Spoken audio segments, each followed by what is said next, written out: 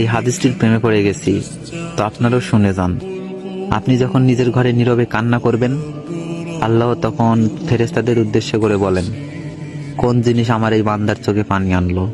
ফেরেশতাগণ বলেন, আপনার বান্দা সুখে নেই, আপনার বান্দা অনেকদিন হাসেনি।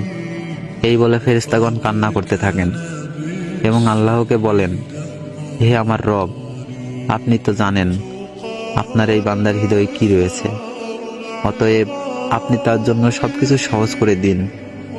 আল্লাহ বলেন, আমার এই বান্দা এমন কিছু জীবন থেকে হারিয়ে ফেলেছে যে সে অধিক ভালোবেসেছিল।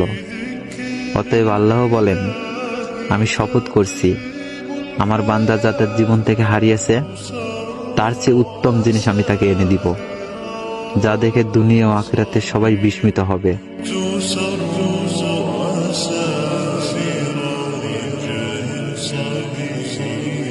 تبين الدموع سبيل